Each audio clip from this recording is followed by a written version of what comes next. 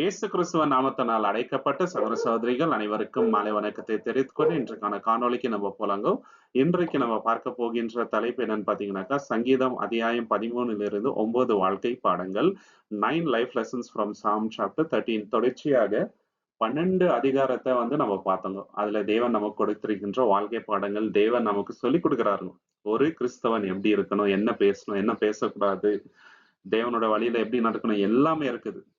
நிறைய பேர் சங்கீதம்ன்றது வெறும் துதி பாடல்கள், நமக்கு ஆறுதல் தருகின்ற வசனங்கள் இதுல உண்டு அப்படின்ற மட்டும் தான் நினைச்சுக்கிறாங்க. தினமும் ஒரு அதிகாரத்தை படிக்கிற பழக்கம் இருக்குதுங்க. வெறும் அது மட்டும் தான் இல்லைங்க. இதுல நீங்க பாத்தீங்கன்னாக்கா, நமக்கு தேவையான நிறைய பாடங்கள் உண்டு. விஞ்ஞான ரீதியில நிறைய விஷயங்கள் இருக்குது. வரலாற்று ரீதியான நிறைய விஷயங்கள் இருக்குது. தீர்க்க தரிசனங்கள் இருக்குது. இன்னும் சொல்லிட்டே போலாங்க. சரிங்களா? சோ 13ஆம் அதிகாரத்துல இருக்கின்ற வாழ்க்கை பாடங்களை சுருக்கமா பார்க்கலாம். முதலாவது பாடம் என்னன்னு பாத்தீங்கன்னாக்கா, நம்ம தேவன் கிட்ட கம்ப்ளீட்டா ஆனஸ்டா இருக்கணுங்க. 100% நேர்மையா நம்ம மனசுல இருக்கின்ற எல்லா விஷயத்தையும் அவர்கிட்ட போய் கொட்டலாம். நம்மளுடைய தகப்பன் நமக்கு அவர் ஃப்ரெண்டு இல்லைங்களா? அவர் கேட்கறதுக்கு ஆவலா இருக்கிறாருங்க. நம்ம தான் போறது இல்லைங்களா? நம்ம கிட்ட இருக்கின்ற எல்லா விஷயத்தையும் அவர்கிட்ட கொட்டணுங்க. பாவம் இருந்தா கூட நம்ம கிட்ட போய் சொல்லலாங்க. இந்த மாதிரி பாவம் என்கிட்ட இருக்குது தேவனே, அதுல இருந்து வெளியில நான் வர ஆசைப்படுறேன், நீங்க தான் துணை இருக்கணும்ட்டு. நிறைய பேர் அவங்க கிட்ட இருக்கிற அந்தரங்க பாவங்களை பத்தி அறிக்கையிட மாட்டாங்க. ஏன்னா அதுல சிற்றின்பங்கள் இருக்கிறதுனால, பிரஷர் இருக்கிறதுனால அதை அனுபவிக்கணும்னு பாக்குறாங்க இல்லைங்களா? நம்ம அப்படி இருக்கக்கூடாதுங்க. நம்ம வெளிப்படையா தேவன் கிட்ட கம்ப்ளீட்டா ஆனஸ்டா இருக்கணுங்க, எல்லா விஷயத்திலும் சரி இல்லைங்களா? சங்கீதம் 13:1 நம்ம பாக்குறோம். சாம் சாப்டர் 13:1. கர்த்தாவே, எதுவரைக்கும் என்னை மறந்திருப்பீர்?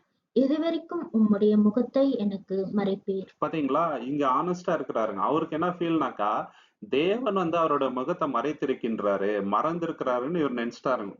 அந்த மாதிரி யோசனை நம்மளுக்கு கூட நிறைய தடவை வருதுங்க. ஆனஸ்டா என்ன பண்றாருங்க, போய் கேட்டுறாரு இல்லைங்களா? அவர் அப்பா கிட்ட நம்ம போய் கேட்கிறோம் இல்லைங்களா, ஏன்பா இப்படி பண்றீங்க அப்படின்ட்டு. அந்த மாதிரி போய் கேட்டுறாரு இல்லையா? தேவனும் இவரை கடிந்து கொள்ளல. இவருக்கு ரட்சிப்பு தான் தராருங்க. போற இடத்துல எல்லாம் வெற்றி தான் தராரு. தேவன் கூடவே இருந்தாரு. தேவனுடைய இதற்கு ஏற்ற மனிதனா இவர் இருந்தாரு. ரொம்ப ரொம்ப வல்லமையான ஒரு ராஜாவா இவரை உயர்த்தினாருங்க. சோ நம்ம தேவன் கிட்ட பேசுறதுக்கு கூச்சப்படக்கூடாது, தயங்கப்படக்கூடாது. தேவன் எப்போதுமே நம்ம வலது பக்கத்துல இருக்கின்றார். நம்ம பேசுறத கேட்கறதுக்கு ஆவலா இருக்கிறார். 2வது வாழ்க்கை பாடம் என்னன்னு பாத்தீங்கன்னாக்கா, தேவன் நம்ம கிட்ட இருந்து ரொம்ப தூரமா இருக்கிறார் அப்படின்ற அந்த சிந்தனை எல்லா விசுவாசிகளுக்கும் வருதுங்க.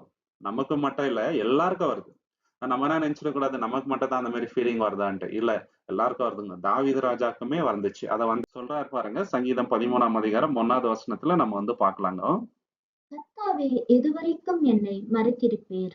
எதுவரைக்கும் உம்முடைய முகத்தை எனக்கு மறைப்பீர்? அந்த மாதிரி ஃபீலிங் வந்துச்சு. இது நிறைய டைம் நம்ம லைஃப்லயே வரும். சில சமயங்கள் ஃபேமிலியில பிரச்சனைகள் வரும்போது, ஹஸ்பண்ட் அண்ட் ஒய்ஃப்குள்ள ப்ராப்ளம் வரும்போது, ஃபேமிலியில ரொம்ப பெரிய துரோகம் நமக்கு நடக்கும்போது, ஃபேமிலியில நிறைய பேர் நம்மளை ஏமாத்தும் போது, ஃப்ரெண்ட்ஸ் கூட இருக்கிற ஃப்ரெண்ட்ஸ் ஒரு டைம்ல நல்லா இருப்பாங்க, சடன்ல நமக்கு விரோதமா கிளம்பிடுவாங்க. இதெல்லாம் நடக்குங்க இல்லைங்களா? அப்போ நம்ம என்ன நினைச்சிடக்கூடாது, தேவன் நம்ம கூட இல்லையோ, ஏன் நம்மளுக்கு இந்த மாதிரி பிரச்சனை வருது, ஏன் என்னோட பிள்ளைக்கு உடம்பு சரியாம ஆயிடணும், நல்லா தானே இருந்தாங்க, தேவன் நல்லா தானே வழி நடத்திட்டு இருந்தார், சடன்ல ஏன் தேவன் தூரம் இருக்கிற மாதிரி ஃபீல் வருது அப்படின்னு வரவங்க. ஏன்னா அந்த சமயத்துல நம்ம தேவனுக்கு எவ்வளவு உண்மையா இருக்கிறோம்னு தேவன் பாக்குறாரு இல்லைங்களா? அது முடிவு கிடையாது. இந்த லேசான உபத்திரவத்தை நம்ம அனுபவிக்கும் போதுதான் ரொம்ப பெரிதான மகிமையை நம்ம அடையும். இதெல்லாம் நம்மளுடைய ஃபேத்தோட டெஸ்ட். ஓகே, சோ நம்ம இந்த விஷயத்துல சோர்ந்து போக கூடாதுங்க சகோதர சகோதரி. இந்த மாதிரி எண்ணம் வர்றது இயல்புதான். சாதாரண அந்த மாதிரி எண்ணங்களை நமக்கு விதைக்குவாங்க. ஆனா நம்ம தேவன் மேல இருக்கிற விசுவாசத்தை இழந்துடக்கூடாதுங்க. தேவன் கிட்ட தான் போய் முறையிடணும்.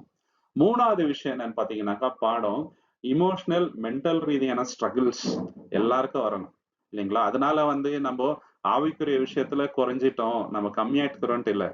யார் ஆவிக்குரிய விஷயத்துல ரொம்ப பலமா நடக்கணும், தேவனுக்கு உண்மையா இருக்கணும்னு நினைக்கிறாங்களோ, அவங்களுக்கு தான் உணர்ச்சி ரீதியாகவும் சரி, மன ரீதியான அநேக போராட்டங்கள் வரும். இயேசு கிறிஸ்துவுக்கே அந்த மன ரீதியான போராட்டங்கள் இருந்துச்சு இல்லைங்களா? கெத்செமனே தோட்டத்துல அவர் ஜெபம் பண்ணும்போது நம்ம பாக்குறோம், அவருடைய வேர்வை எப்படி வருதுன்னா ரத்தம் மாதிரி வருதுன்னு இல்லைங்களா? ரொம்ப ரொம்ப போராட்டங்கள் மன ரீதியாக. அவர் ஆவிக்குரிய விஷயத்துல ரொம்ப ஸ்ட்ராங்கா இருந்தா கூட அந்த சமயத்துல அவருக்கு அந்த மாதிரி ஸ்ட்ரகிள் இருந்ததுங்க. இமோஷனல் ரீதியான ஸ்ட்ரகிள் வரும். நம்ம ஆவிக்குரிய விஷயத்துல உண்மையா நடக்கணும்னு நினைக்கும் போது நிறைய பேர் நம்மள அவமானப்படுத்துவாங்க. அப்போ இமோஷனல் ரீதியான நிறைய ப்ராப்ளம்ஸ் நமக்கு வரும். தாவீது ராஜாக்கும் ப்ராப்ளம் இருந்தது. ஃபேமிலிலே நிறைய பேர் அவருக்கு எதிரி ஆயிட்டாங்க. சொந்த மகனே வந்து எதிரி ஆயிட்டாங்க. இல்லைங்களா? சவுல் ராஜா வந்து அவர எப்படின்னா கொலை செஞ்சிடணும்னு பார்க்குறாரு. இந்த மாரி நெறைய ஸ்ட்ரகிள் அவரோட லைஃப்லயும் இருந்துச்சு. சங்கீதம் 13ஆம் அதிகாரம் 2வது வசனம், சாம் சாப்டர் 13:2ல பார்க்கிறோம். என் இருதயத்திலே சஞ்சலத்தை நித்தம் நித்தம் வைத்து, ம். எதுவரைக்கும் என் ஆத்துமாவிலே ஆலோசனை பண்ணிக் கொண்டிருப்பேன்? எதுவரைக்கும் என் சத்ரு என்மேல் தன்னை உயர்த்துவான்? பாத்தீங்களா? "எதுவரைக்கும் அந்த சத்ரு உயர்த்துவான்" அப்படின்ற அந்த கேள்விய போய் கேட்டுறாரு. இல்லைங்களா? ஆனாலும் தேவன் ரட்சித்தாருங்க. இந்த மாரி எண்ணம் நமக்கும் வருதுங்க சகோதர, சகோதரி. சோ நம்ம விசுவாசத்த மட்டும் இழந்துடக் கூடாதுங்க. இப்படி எல்லாம் கேள்வி கேட்ட ஒரு மனிதன் தான் தேவனுடைய இதற்கேற்ற மனிதனா இருந்தாருங்க. தேவன் இத வந்து தப்பா எடுத்துக்கல. என்னோட பிள்ளை வந்து என்கிட்ட முறையிடுறான் அப்படின்னு தான் தேவன் பார்த்தாரு. தேவன் கூடவே இருந்தாருங்க. அவர உயர்த்தினாரு, வழி நடத்தினாருங்க.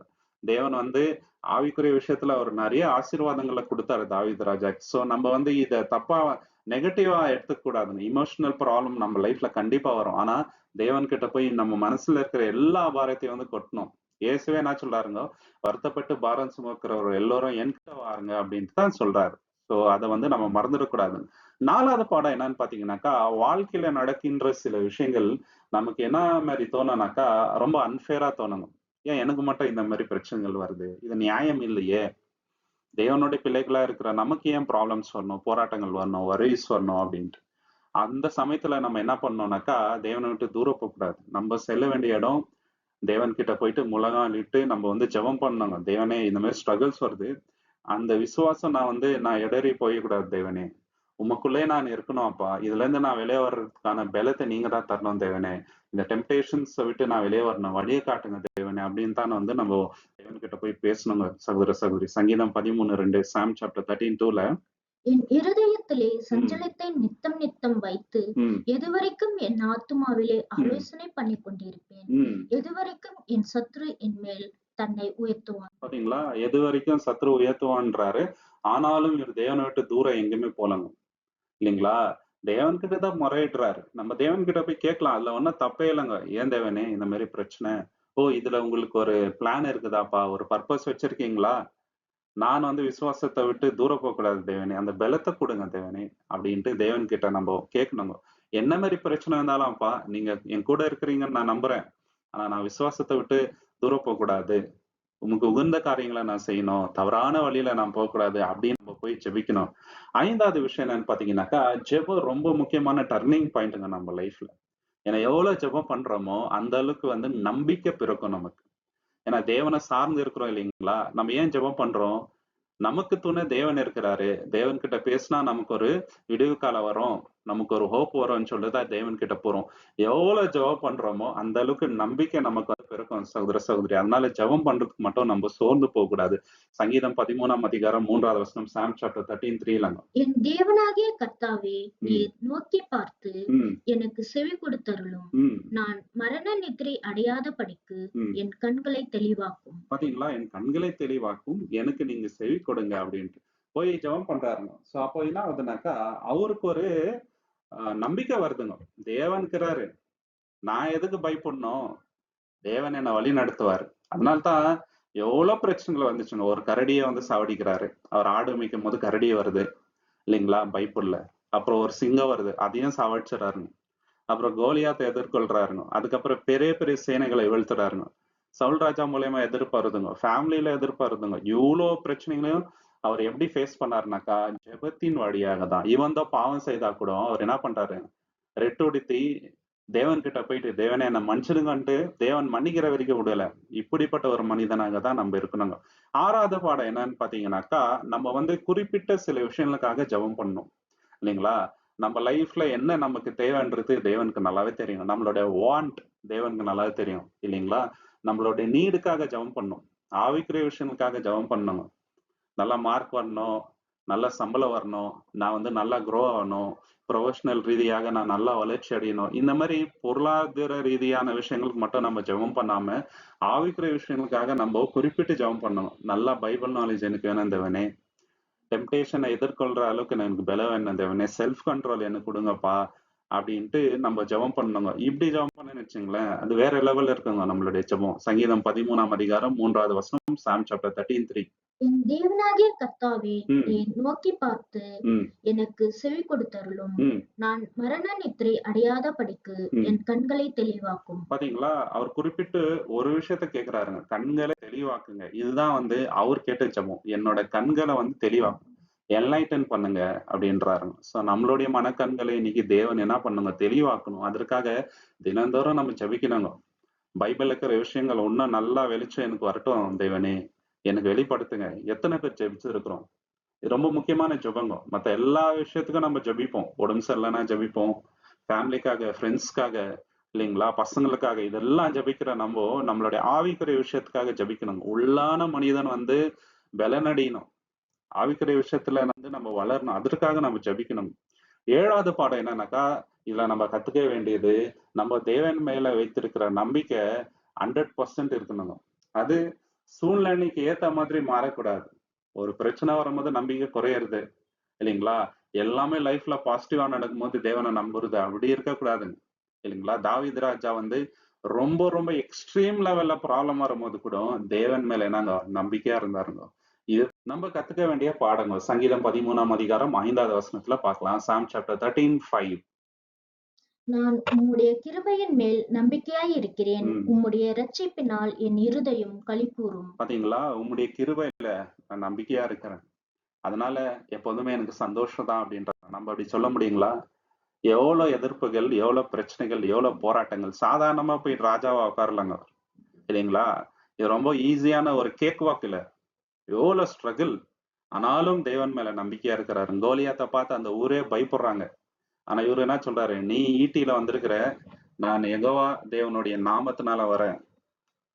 அதுதான் வந்து அவர் மேல இருக்கின்ற நம்பிக்கைங்க. தேவன் மேல அவர் வச்சிருந்த நம்பிக்கை. அப்படியே ஓடுறாருங்க அடிக்கிறதுக்கு அவரு. இத்தனைக்கும் ரொம்ப சின்ன பையன். இல்லைங்களா? இவரு பர்சனாலிட்டி பார்க்கும்போது இவரு ஒண்ணுமே இல்ல. இவரு ரொம்ப பூச்சி மாரிங்கிறாரு கோலியாத்துக்கு முன்னாடி. ஆனாலும் தேவன் பேர சொல்லி அடிக்க போறாருங்க. இதுதான் அவர் வைத்திருந்த நம்பிக்கை. 8வது விஷயம் என்னன்னு பார்த்தீங்கன்னாக்கா, நம்மளுடைய சந்தோஷம் எதன் மேல டிபெண்ட் இருக்கணும் அப்படின்னு பார்த்தீங்கன்னாக்கா, தேவனுடைய ரட்சிப்பின் மேலங்க. அதுல நம்மளுக்கு ரொம்ப ரொம்ப சந்தோஷம் இருக்கணும். இல்லைங்களா?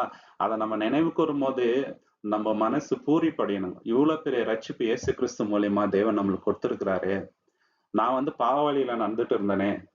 என் குடும்பமே வந்து தவறான வழியில இருக்கும்போது தேவன் என் குடும்பத்தையே ரட்சித்திருக்கிறாரே. சத்தியத்தின் வழிய தேவன் நம்மளுக்கு காமிச்சிருக்கிறாரே.